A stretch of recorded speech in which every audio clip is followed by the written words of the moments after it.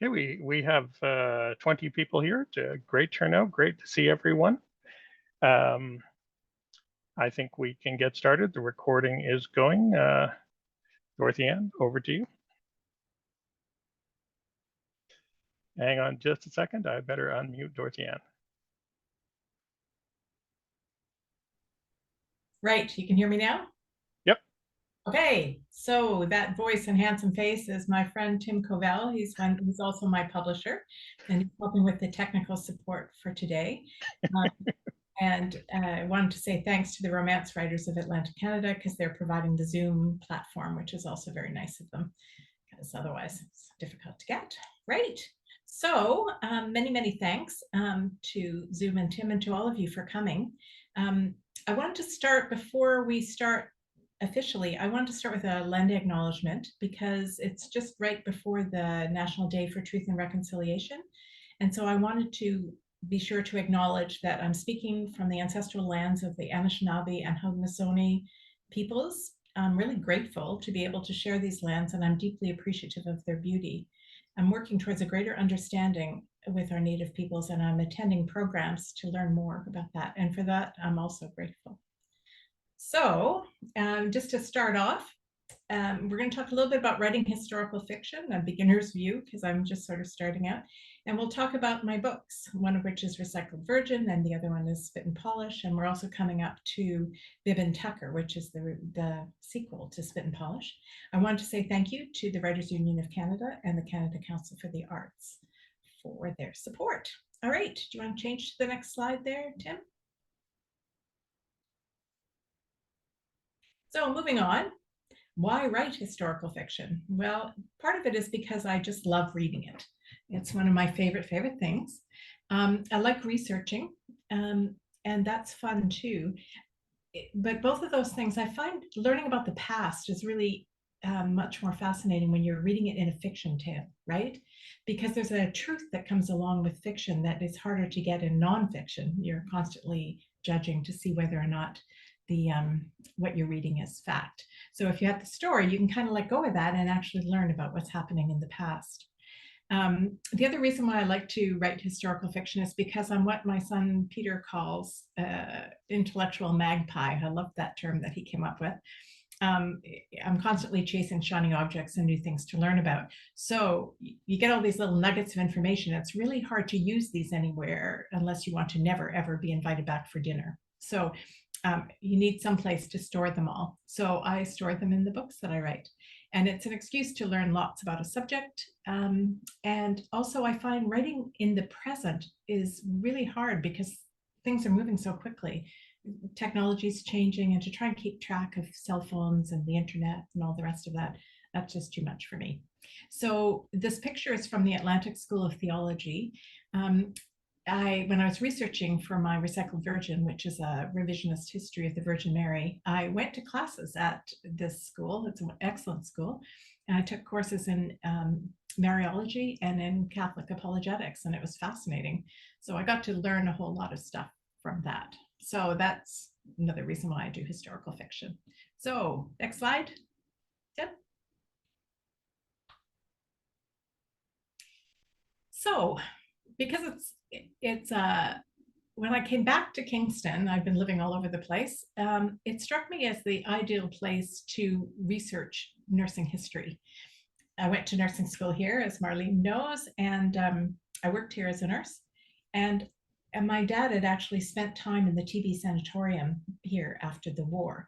So for people who may not know where Kingston is, I don't know if all of you on the line know, this is just to give you an idea. It's sort of curled up along the lakeshore of Lake Ontario, and it's sort of in the middle of Canada. The US is down just south of there, just in case you're coming from far away. Anyway, Kingston is a lovely place. It used to be the capital of Canada for a very brief moment or two, and it still has sort of delusions of grandeur, but I do find it an actually lovely town. It's a great small city. There's lots to do, good services. There are 3 colleges here, and you're right near the lake. And what's not to like, right? So Kingston has been the home of lots of nursing schools over the years. So I was a Queen's nursing student in the 70s. But when I came back to Kingston, I was working here, I met a lot of KGH nursing grads, and they are tight. You know, years later, they go to reunions, even 60th, 70th reunions, and they're still tight and they look after each other. And I found that quite fascinating because my class was a little looser that way. And I find it really interesting to find out why they're so close together. So I started interviewing them to find out about that. And that led to the story that came up after that. Just so you know, time-wise, the KGH School of Nursing ran from 1886 to 1974, and it closed just before I came into town in 77 to do my nursing degree. And there were lots of hurt feelings, I think, at that time, because the people who were in the baccalaureate nursing program had access to different jobs than the people who didn't do the baccalaureate program. And so those people who had just done the 2-year nursing degree, they had to go back to university. And in my class that I was in, there were 2 nursing students there that had been working as nurses forever, and they had them start at the very, very beginning. I remember just looking at them because they were learning how to take temperatures and do blood pressures, and I thought, this is ludicrous. You guys, you know, you already have that knowledge. So it was kind of a little bit odd that way. I think things got better over time, but it was sort of a bit of a challenge to get through there. The other nursing schools that were here, there was also the Hotel Dieu Nursing School, and it ran from 1912 to 1974. And this Queen's School of Nursing started in 41. The baccalaureate program started in 47. St. Lawrence had a School of Nursing. It's a local college here, and it started in 1973. And then there was also the Psychiatric Hospital School of Nursing, which was 1886 to 1971. So lots and lots of different nursing schools. But what I was really curious about was the KGH one, because I knew people who had graduated from there. And I thought, I'm just going to see what that's like. So there's a picture of KGH, the hospital, many years ago.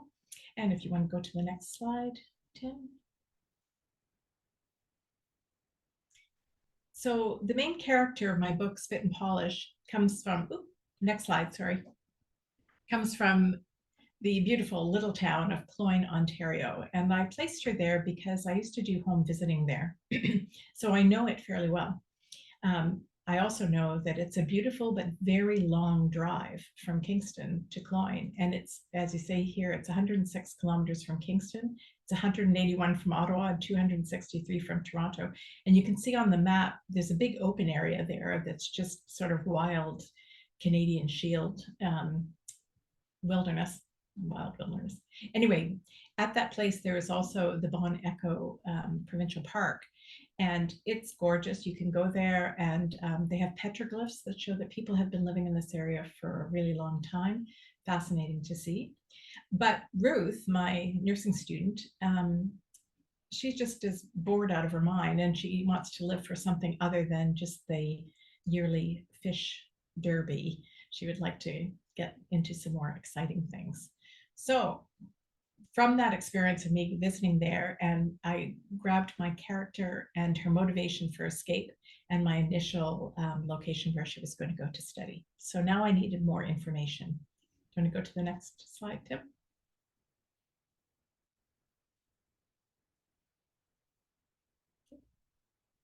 There we go. So I went to this wonderful place.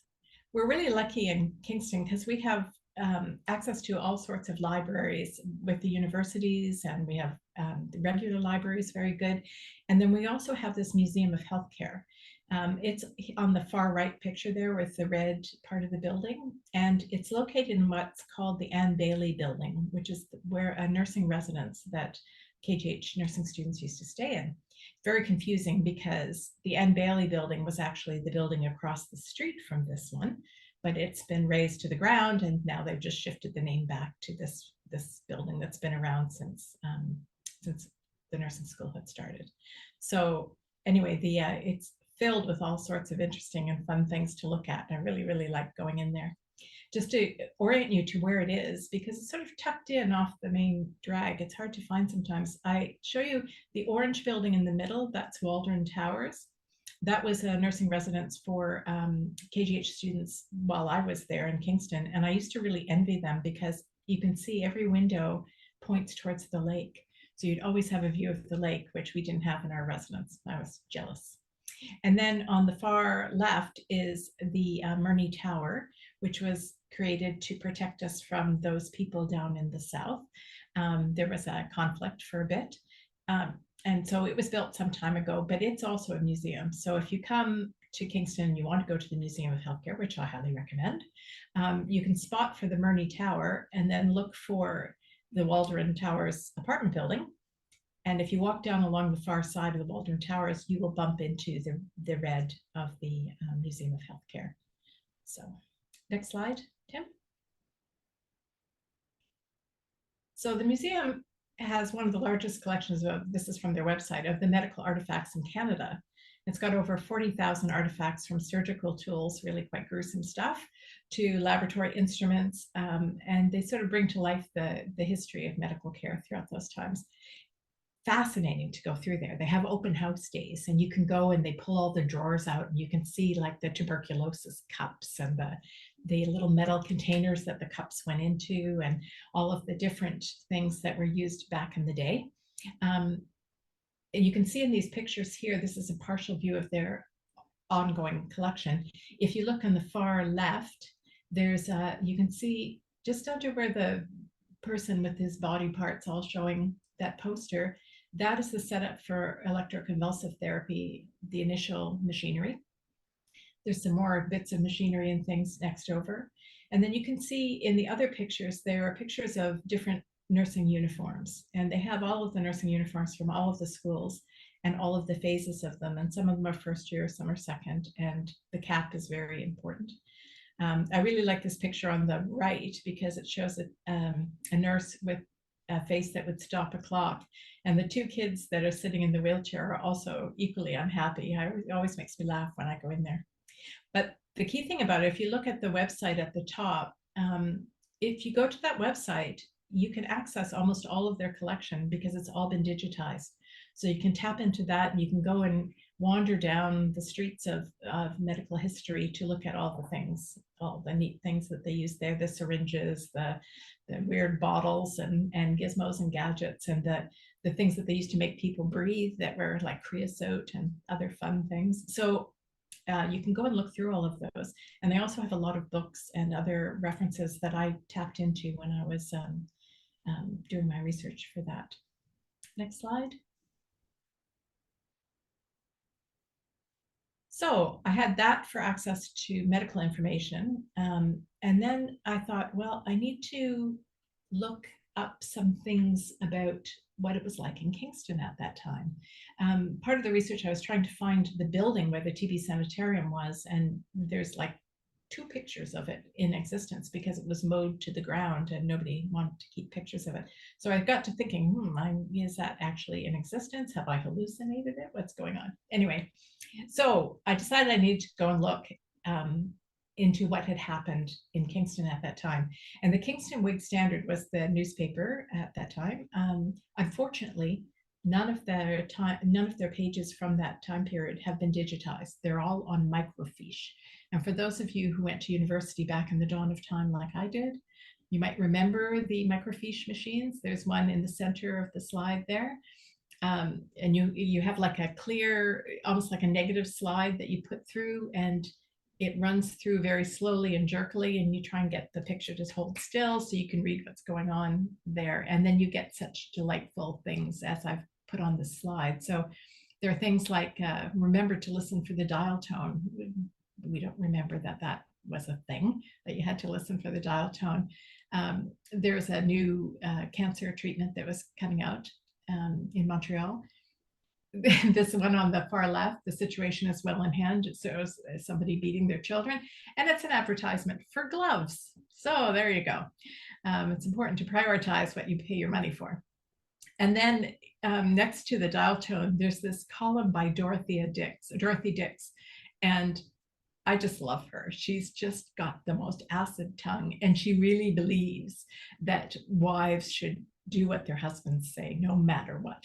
So there are all these wonderful recommendations, and there are other gossip columnists that I get lost following along with. And they also had stories that were serialized, that were often about nurses or some sort of romance or whatever. So those were fun to look into too, and envision my character reading those, because they would have been sitting around reading them over tea and toast and talking about Dorothy Dix's advice and that kind of thing. And also all the movies are in there and all the dances, and you can see what people did. And in the book, Spit and Polish, the comments that I've had back about it, a lot of people here in Kingston really appreciated the detail that I was able to grab from those things. Anyway, so little interesting things like in the next book, at the time of the next book, the city was looking for 600 volunteers to canvass the city to screen people for tuberculosis because it was still a big problem. So it's interesting to know that that was going on and that they were able to pull people together to do that. Anyway, lots of fun watching those things. I can only do a few hours at the microfiche at a time, as you guys will remember if you had to do research on that, because you eventually go blind and then your neck breaks and then you're just tired and you just don't want to talk to anybody anymore. So it becomes an endurance test, but it's so fascinating that often I find that I'm there for 3, 4, 5 hours and then I realize, oh yeah, gosh, my parking has run out. So anyway, it's a good place to look for things. Do you want to do the next slide, Tim?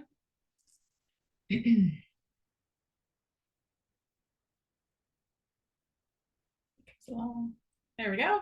So there are other sources I went to too, to get information for the nursing background and for what was going on.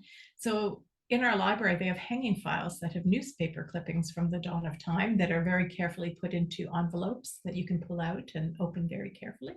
And they were kind of interesting to see.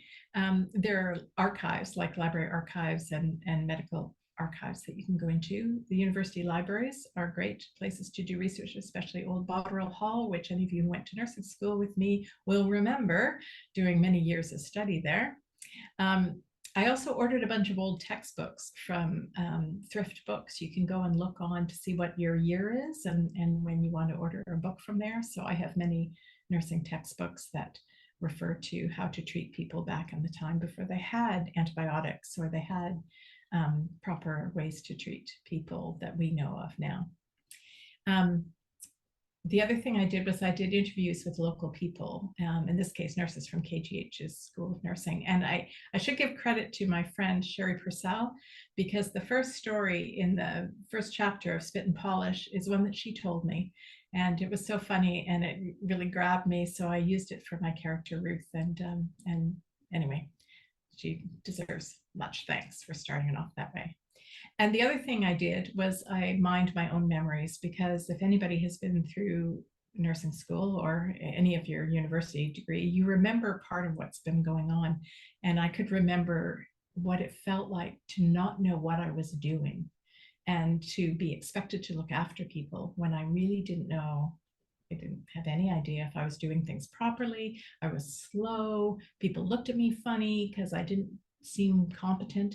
So I remembered those feelings and I was able to bring those forward to poor Ruth, who is really has no agency and is just basically being flogged into shape.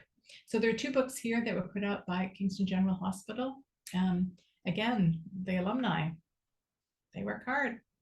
So these are both really interesting books to have a look at to see the history of KGH.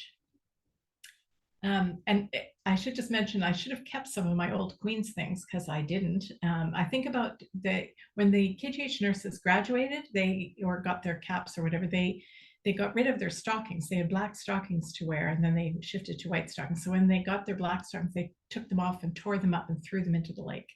So I was thinking, did I do that with my nursing uniform? I don't really remember, but I know I got rid of it because maybe some of you remember it was this hideous pink and white striped dress with a white bib, and it looked like a candy striper's outfit. And our caps, which were just cotton, and we have to starch them all the time because otherwise they would just melt. So I think my cap just got lost in the sock drawer one time and didn't find it, because if it's not starched, it's just like a little handkerchief. It was really interesting. Anyway, next. So why do all this research and why bother? And part of it is to give the environment a feeling of truth, right? So you want to cite your character in a place that people from that time can recognize. And it was a little bit dodgy doing it here in Kingston when I know people in Kingston and they know their history and they've been here forever and I haven't. So, you know, I'm thinking, okay, I got to be sure I get this in correctly because they're going to catch it. And if you don't get it right, then that bounces people right out of the story. But if you get it right, then you put place names and locations and activities and you send your characters to do different things, and it makes it really carry the voice of truth. And so I did things like I looked up bad weather that had happened. I looked up how they got around in Kingston at that time, and a lot of it was horse and buggy, which was interesting. And I also found out that the Wolf Island Ferry, which is continuously not working properly, was not working properly in 1946.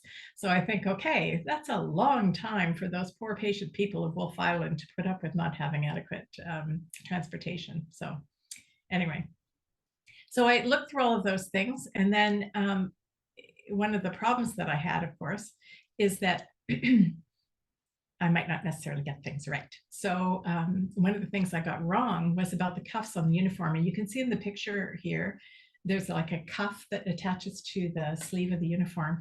And I had my character taking them off at night, and they didn't, because apparently they're very difficult to attach properly. So one of my nursing friends said, no, no, no, that's not true, but I was too late to change it. So unfortunately, but now I know better. I will be sure to ask more carefully. The other thing I did was I had clippings about nursing care from various sources in between the chapters to sort of give people an idea about what nursing care was like. And that seemed like a good idea at the time, and it's probably interesting to some, but it also made the book quite a bit longer. And when you're looking at the cost of producing books, that is significant. You have to think about how many pages are in the book. So it's quite thick.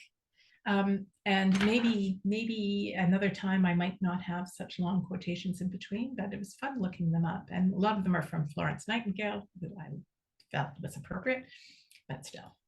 And the other thing just to mention is to beware the research vortex, because it's very easy to be sucked in and just want to do more and more and more research. So what I did with this book is I researched some, got enough to start things, and then I would write the book. And then if I got stuck, I'd go and do some more research, and that would give me more information to push me forward, give me more dimension of the character. So that was the plan. Now, I did end up, after I had done all the initial research and done the initial writing, I realized to my horror that the sanitarium where I had sent my nursing student didn't actually exist as a sanitarium until the following year. So I had to go back to the microfiche and look through all the things that were happening in Kingston at that time. And with that and many scotches later, I was able to rewrite those sections and try and get that passed. But I was really bummed out because I wanted to situate the story right at the end of World War II, and it ended up I had to move it a year later. So I had to get rid of all the victory parties and everything like that. So that was troubling, but got it done eventually. Anyway, onward to next one. So I'll do a little reading now from Spit and Polish. So just to give you the background, if you look at the pictures here, there's KGH again, and then on the right-hand side, you can see the H hut, which is where the tuberculosis sanitarium was. It started out as an Alcan residence when women were working and making things during the war, and so they needed quick building for them to stay in. And then it was a military hospital, and then it became a TB sanatorium. And then later on, when I was there, it was on Granada, which was a home for severely disabled children. And I did part of my placement there when I was doing nursing training. But at the time that Ruth is there, it was sort of a military hospital shifting over to a TB sanitarium. So yes, anyway, it's interesting because people remember the building. The older people around here remember the building, but nobody remembers what it looked like except for one or two because it's gone, no pictures, nothing. Anyway, to give you a little bit of background. So Ruth has gone off to nursing school, just before I start reading, gone off to nursing school, and she hasn't done very well. And this I drew from my very own experience because I spent quite a lot of time on Dean Hill's red carpet being told that I was unsuitable for nursing. I was too short to be a nurse. I was too cheeky. I needed to learn to be more humble and lovable. And, I wasn't raised to be humble and lovable. So that was just going to be a problem. And I could not be any taller. So, But anyway, I got in trouble fairly regularly during nursing school. So it was quite relatable for me to have the character not feel competent. That's really still a wound. Anyway, so she's just gone through her first bit of nursing training and she's failed. And so they're just not pleased with how she's operating. She's too slow. She doesn't seem to be picking things up. So it just so happens that they need staff at the TB sanatorium.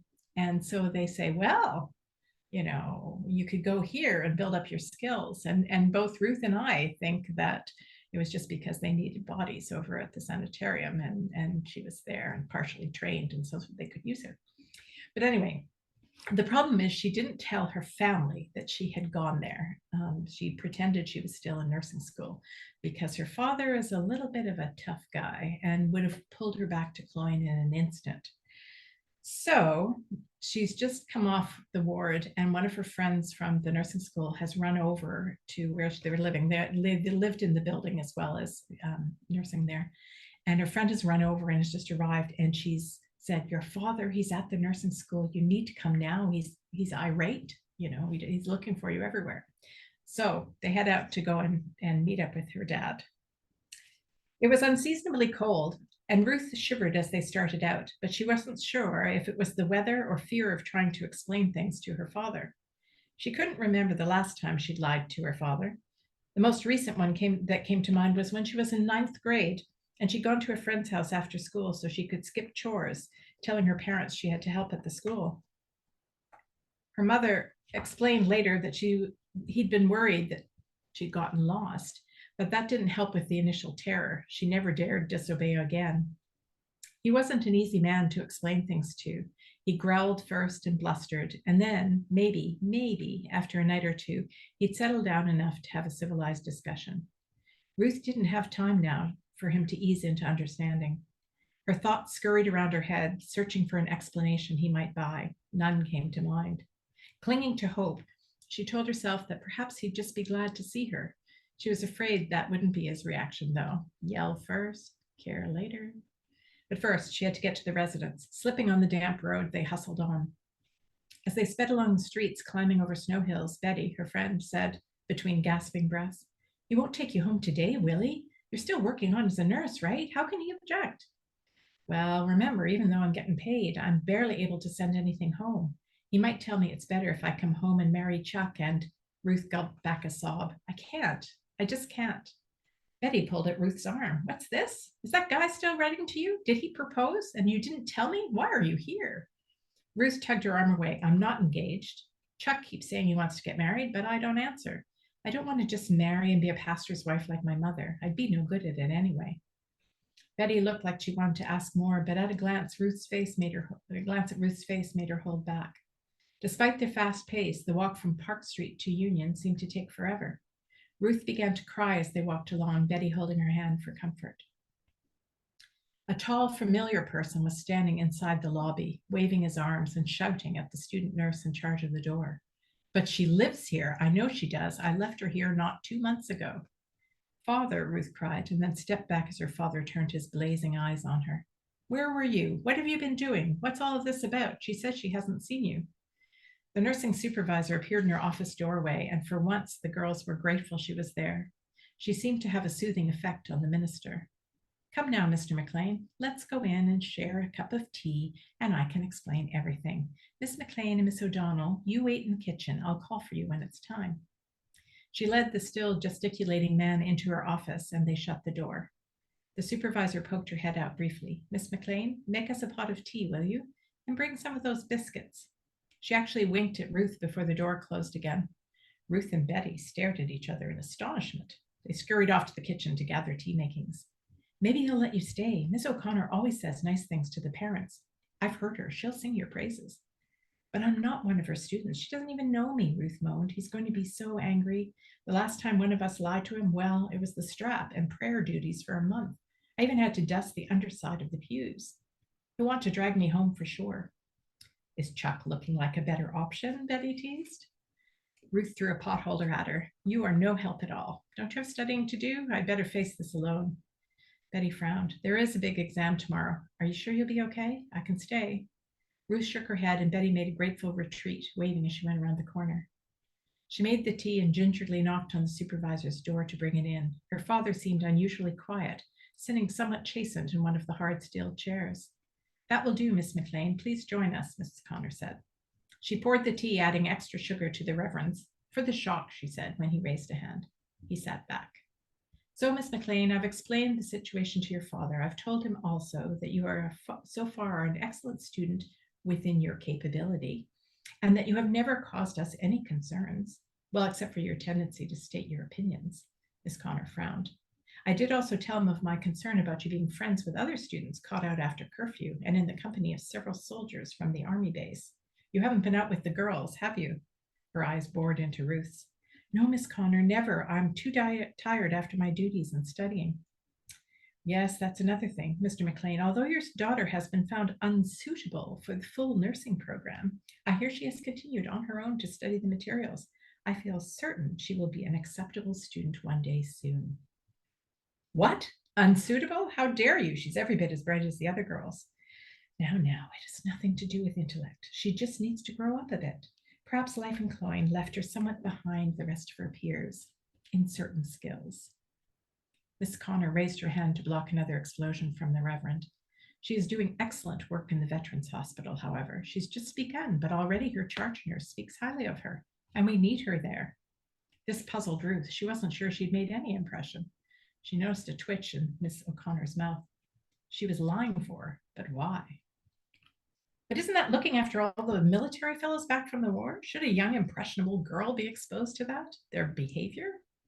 Ruth spoke despite Miss Connor's morning frown. Oh, Father, they're all so sick. They need so much care. And I think they enjoy having someone their age to speak with while they're trapped here. So many of them will never go home, and their families are far away.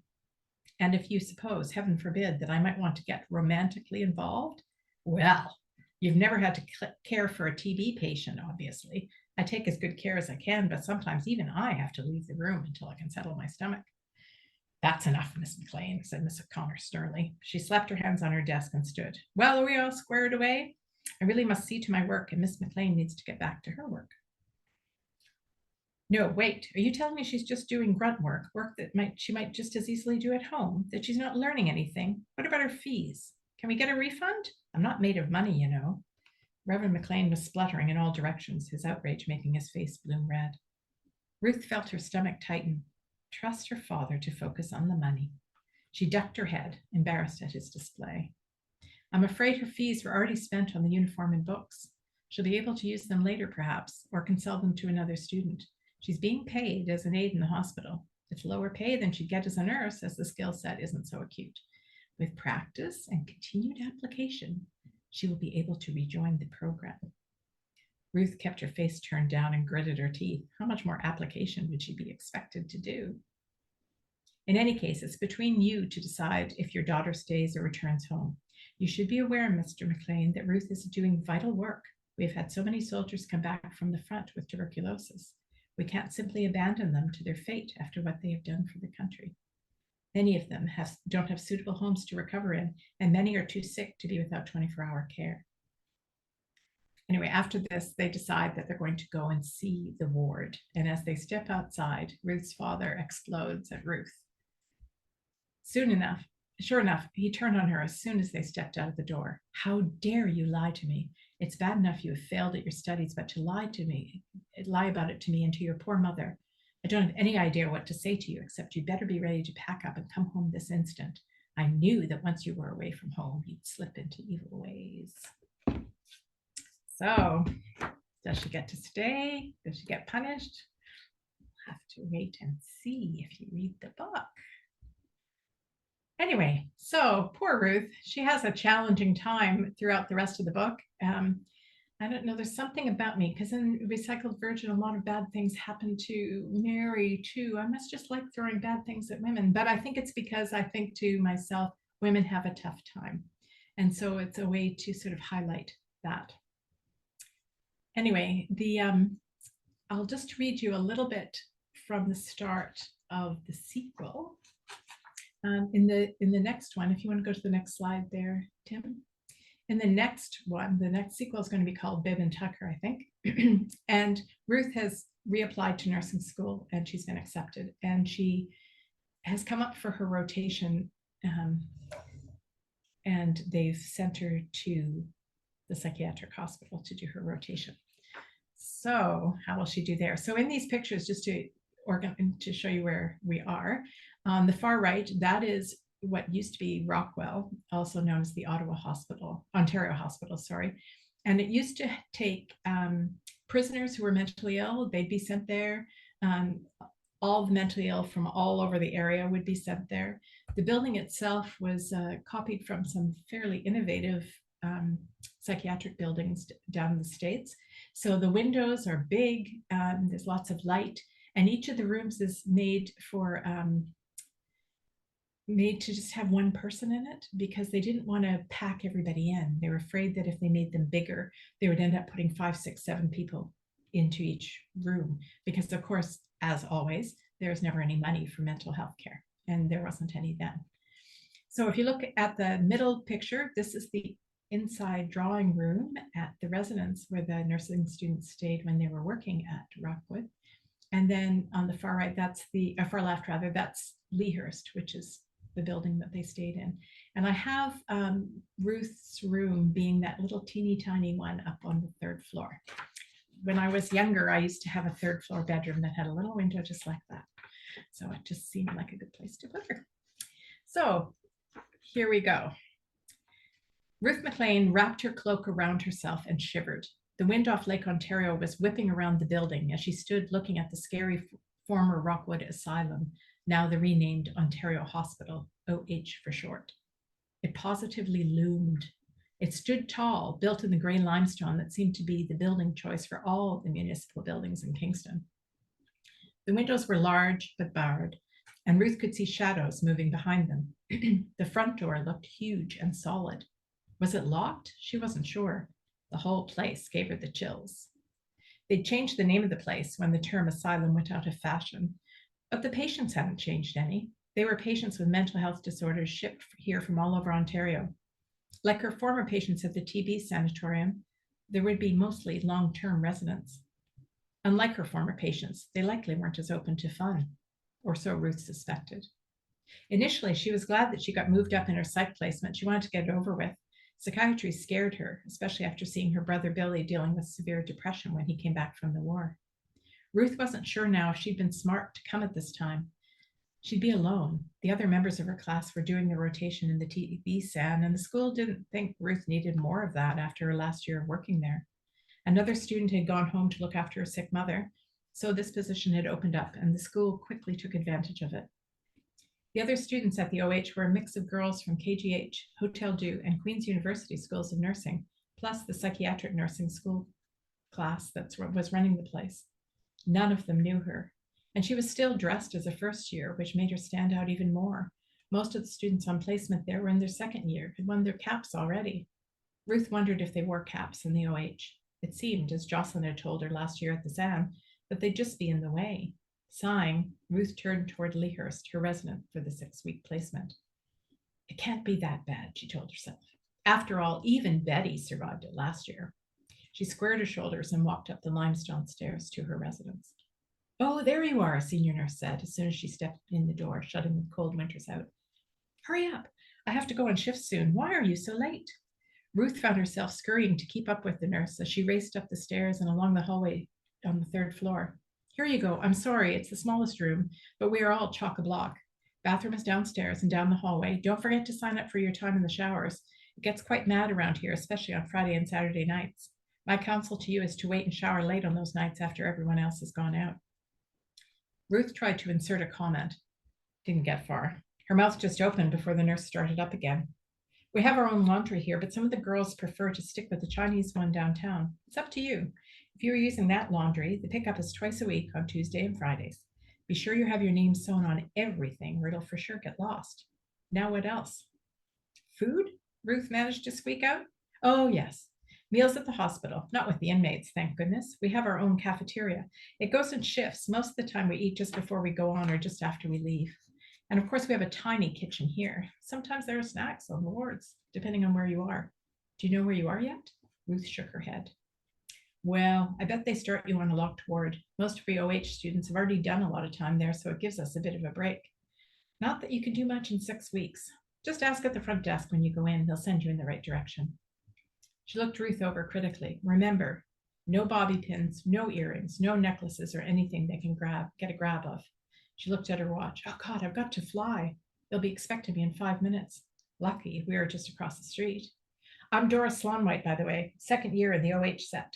Get settled and we can catch up later. I'm your official mentor, I guess. She raced out of the door, leaving Ruth gasping.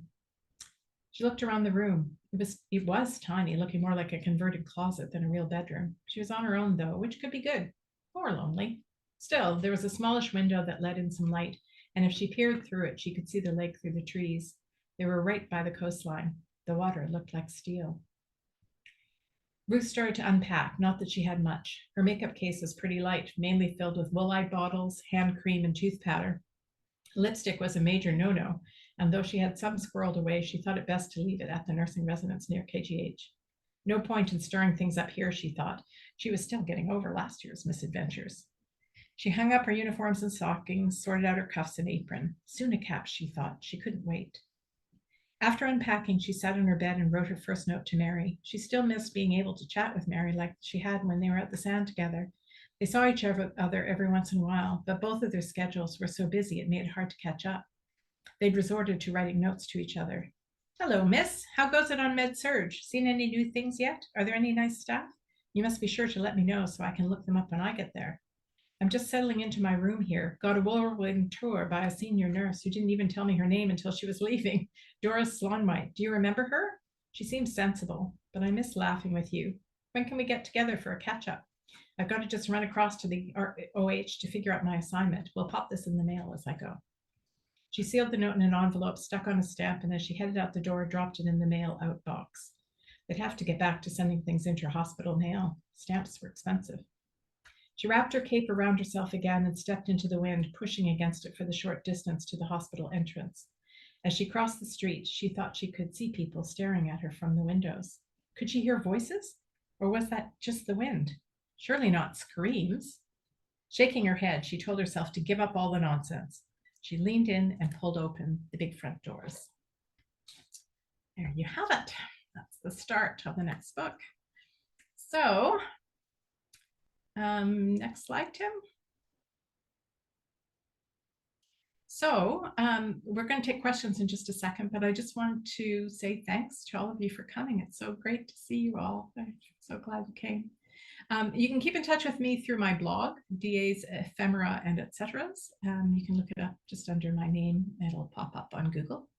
We're going to put a survey in the chat, and if you or will pop up in a second until we'll get it up there. And if you fill it out, you can be entered in the draw for a valuable prize package. What could be in there, I wonder? The other thing is I was asking the quiz whether or not you'd like to be a beta reader for the next book. And if you'd like to do that, just put your email in there too. That'd be good. All of my books, including Recycled Virgin and Spit and Polish, they're all available at Somewhat Grumpy Press, which is a small press in Dartmouth run by Tim Covell. I highly recommend it. It's a great place to be a writer for. And the last point is that if you're writing a book yourself or trying to write your memoir or anything like that, or you might need a little friendly guidance, I'm also an editor. So check my website for details and let me know. Final slide there, Tim. So again, just many, many thanks to my sponsors and helpers. Canada Council for the Arts and the Writers Union of Canada have sponsored me for this reading. The Romance Writers of Atlantic Canada provided the Zoom. The Museum of Healthcare has just been wonderful for many, many things. And so I had to mention their name. And then there's Somewhat Grumpy Press, again, with Tim Covell. So maybe we could just get rid of the shared screen and pop everybody up. And then if anybody has questions, maybe I can answer them. Hello, everybody. So nice to see you. Does anybody have any questions you'd like to ask? Yes, no, maybe so. See all the friendly faces. Oh, you're all so lovely. Thank you so much for coming. It's great to see you. Great to see you. Anyway, any questions? Concerns? No? I'm just watching the chat for any questions, and I don't see any. Peter's asking a question about the research vortex. How did you know when you didn't know enough? You know, that's a really interesting thing, actually.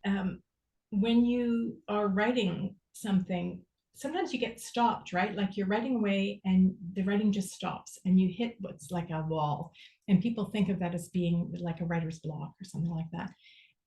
And it is in a way, but part of it is because you don't know what you want to say. So going back and doing more research, you go back to the library and you thrash through. And as you're looking through the more research, different things come up that stimulate your thought and get you to writing again. So whenever I felt like I was blocked, I would go to the library or do some more research, and then that would get me started again. So yeah, it was definitely worth it. And Bib Tucker, I'm hoping, if my publisher works well with me, I'm hoping to get it out early next year. So and fingers crossed. Anyway, and Teresa's asking if there are bookstores that sell spin polish. You can just ask them to order it in because it's available everywhere. So they can just go and order it themselves, or you can get it directly from Somewhat Grumpy, or you can also get it from places like Amazon and Kobo and all of those other places, if you want to do that. Of course, we recommend that you go to your local bookstore and you say, hey, you know, I'd really like to have that. One nice thing that you could do, some of you who have read the book maybe, is to request it at the library as well, because then they stock it. And yeah, that way it'll be available for everybody. And people, when books are in the library, authors get paid if people take them up, which is kind of nice. So yeah, it's a gift that keeps on giving. So the Dartmouth Book Exchange did have it in. I'm not sure if it still does. Does it, Tip? Yep, there are copies available there. Okay, so there you go. So anything else? I see a bunch of people have answered the poll, but there's still a couple of people who haven't. So if you could supply the information, or if you're interested in entering the draw, please respond to the poll. And also, I know asking questions through chat is sometimes awkward. You can unmute yourself if you wanted to ask a question or say hi. Yeah. I see Jocelyn has her pussycat with her. Yay. I've got mine. He's behind the door because he likes to be very involved, and he's large. You wouldn't be able to see the screen. But yes, don't forget the valuable prize package that you can get if you give me your email. I won't spam you or anything. That's not my plan, but I just thought it'd be nice to send out presents to people who sign in. Thank you, Dorothy Ann. That was great. Oh, thanks so much for coming. So good to hear you and see you guys. Rebecca will be watching the video. Any question about scholarly credentials, accessing library resources? You know, everybody has been tremendously helpful, and there has been no block. I think if I were to go to the main archives, I probably would have run into problems. Just not problems, but I would have had to, you know, fill out forms and things like that. But even the archives in Halifax, I went there and they were just so glad to have somebody come. I think they're quite pleased to have people come and do research with them. It might be a lonely place, I don't know. But anyway, everybody was very helpful, and went, like the Museum for Healthcare went beyond the pale in terms of supporting me. So just great. Sherilyn, you had a question? Yeah, it's actually, hi, Dorothy Ann. Hi. It's actually Gary has a question. He's wondering for comments from you, Dorothy Ann, about how do you help the reader to get a crisp understanding of your characters?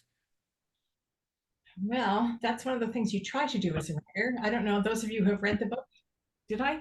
It's definitely a challenge to write characters that are not you, and to make sure that people understand who they are, because it's quite easy to slip into describing yourself. and making yourself a character. And I always find it really funny because people assume that that's what I've done, and really I'm trying to make them different than me, and you know, we struggle. But so to define your character, what you really need to do is to give them things. So they need to have a habit that they like, or they need to have something that they like to do. They need to have, like one of the fellows that I edited, his main character drinks coffee all the time and is very fussy about his coffee. And so that becomes part of his character and kind of identifies him in terms of setting him up with the other characters in the book. So it's a challenge. It's one of the important things to do when you're writing. Thank you. So Cindy says she's surprised that my dad was treated for TB. I was too. We didn't know. And then he got cancer when he was in his 50s, and the TB came back. And so that's when we found out about it. So it was really quite a little secret. TB is one of those gifts that keeps on giving. And it's one of the reasons why I wanted to write about it, because it's present now. And when you have it, even if you get better, it capsulizes and it stays in your body, and it can come back at any time, like especially if your immune system is compromised, like when my dad had cancer. So we need to be aware that it's out there, and especially it's now antibiotic resistant. So it used to be that you could treat it and really thump it away, and now it's becoming more and more complex to treat. So it's worthwhile being aware of it. I thought, my little public health lecture there. Dorothy Ann? Yeah, hi, Mark. Hi, it's Mark. Hi. Hi, so I'm curious, now that you've had written a few books, what do you know now that you wish you knew then when you first started about writing? So I learned that I need to have a really good editor. That's what I learned. Because even now looking at what I was reading, I was like, oh, I doubled that. You know, I need to have somebody come along and catch all the mistakes that I've made, and to help me with exactly what you were asking about, Sherilyn, where you're trying to define the character, or Gary, to define the character. It helps if somebody has a look at it from afar and tells you if you've met that goal, because it's very hard to tell yourself when you're writing something. You often think to yourself, well, everybody understands, of course, you know, that's so and so drinks blue tea, you know, but you haven't actually told them that, and you haven't brought it forward. So editors are very, very key, very key, very, very key. I'm curious, as a non-writer, do you write a bunch of drafts and send it to the editor, or you write your book and then send it on? A bunch of drafts. You don't want to send it to an editor early on, because editors are expensive. So, and I speak as an editor myself. So the thing is, you want to do your first draft, and then you want to hone that a little bit. And then you want to take it and show it to a bunch of people, which is why I'm looking for beta readers, so that they can look at it and say, wait a minute, this person was here and isn't there, and so-and-so was driving a car here, but in a train here. So there are people that will look at that and fix that for you. So you have your beta readers do that. Then that comes back, and you thrash through another 4 or 5 different drafts. And then after that, that's when you take it to the editor.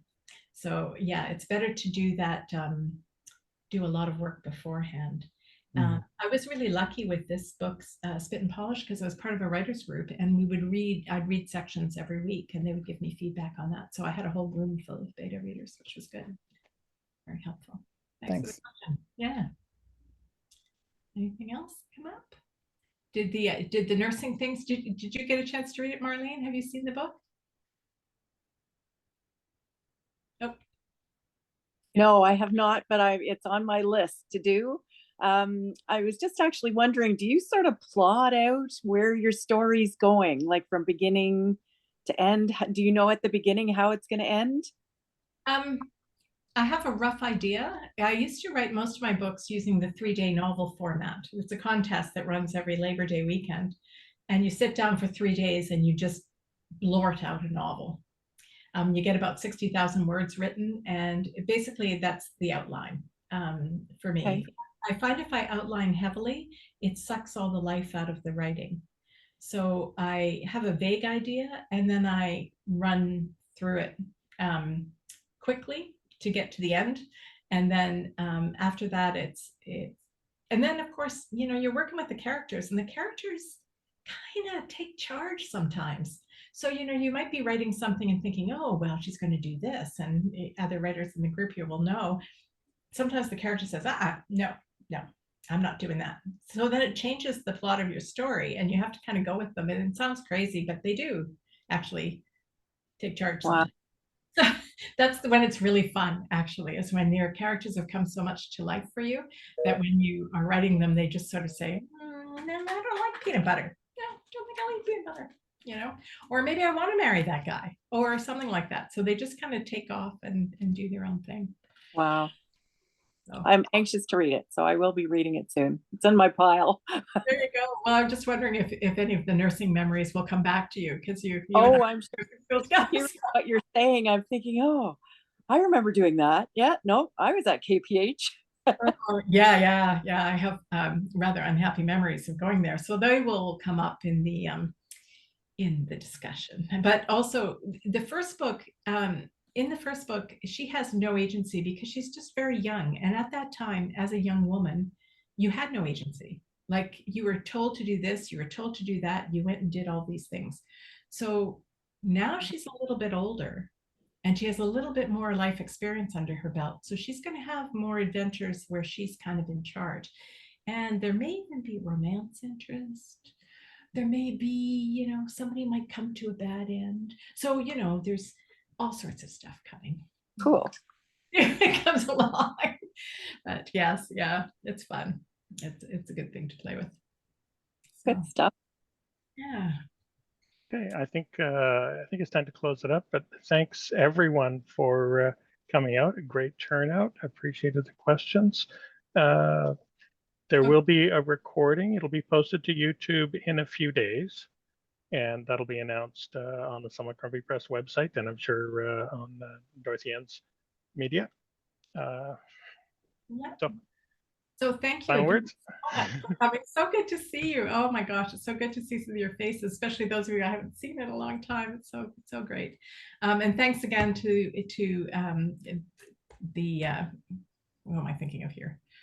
I have to think of my thanks to the Writers Union of Canada and the Canada Council for the Arts, and especially to Tim for wrestling the technology, which is always challenging to do. But anyway, so nice to see you. Thank you so much for coming. I really, really appreciate it. Really good to see you all. So we'll see you again, I hope, with the next book. Be more Thank you exciting. so much. That was great. Thanks for coming from far away. Anyway, so good to see you. Yeah, thank you very much, Dorothy Ann. It was great. Take care. Okay, bye.